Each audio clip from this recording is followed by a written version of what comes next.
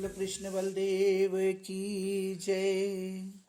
श्रीमद् भागवत महापुराण चौथा स्कंध चौथा अध्याय। शंकर जी को छोड़कर सती का पिता के घर जाना तथा अपमानित होकर शरीर त्याग करना।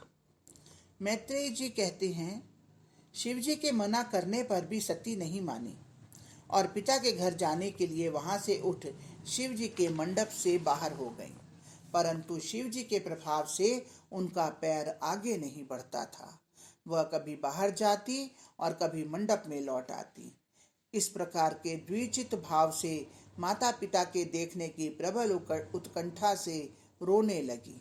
साथ ही उन्होंने बड़े क्रोध से शिव जी की ओर देखा और फिर संभल कर अकेले ही मंडप से निकल पड़ी, पिता के घर की ओर चल दी।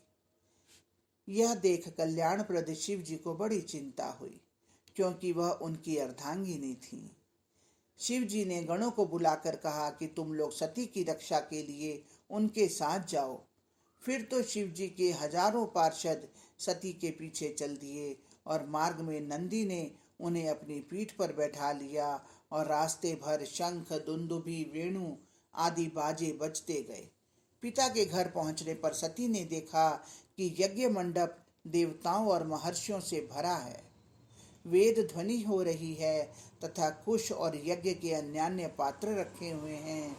सती को आया देख माता ने भले ही उनको हृदय से लगाया और बहनें भी मिली, परंतु वे कुछ मुस्कुराती हुई मिली, किंतु अन्यों ने उनका तिरस्कार ही किया।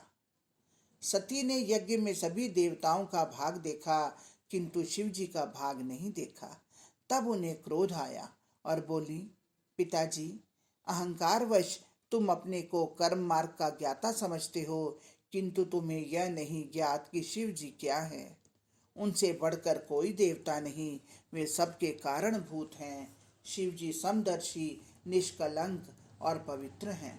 उनकी चरणों की सेवा से बड़े बड़े महात्माओं ने ब्रह्मानंद प्राप्त किया है और मनुष्यों ने अपनी अभिलाषाएं पूर्ण की हैं। इस यज्ञ में शिव जी को भाग न देना उनका तिरस्कार है और यह अधर्म तुम मूर्खतावश कर रहे हो। इस कारण तुम्हारे जैसे शिव नंदक से उत्पन्न इस शरीर को अब मैं धारण नहीं करना चाहती। वेद प्रवृत्ति और निवृत्ति अलग अलग कही गई हैं।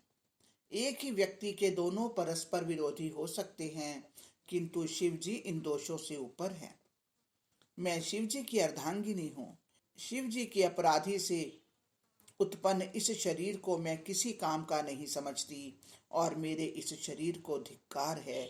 यह कहकर सती ने पीला वस्त्र धारण कर लिया और योगासन से में बैठकर आचमन किया और फिर समाधिस्थ होकर अपने हृदय से अग्नि और वायु को इस प्रकार उत्पन्न किया कि उनका शरीर जलने लगा।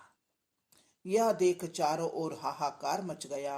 सती को जलते देख शिव जी के पार्षदों ने दक्ष का वध करने के लिए उन पर आक्रमण कर दिया, जिसे देखकर भृगु जी ने राक्षसों के वध वाले मंत्र से दक्षिणाग्नि में आहुति दी, जिससे ऋभुगण उत्पन्न हो गए और उन्होंने यज्ञ की अधजली लकड़ियों को लेकर शिव जी के गणों को मारकर भगा दिया।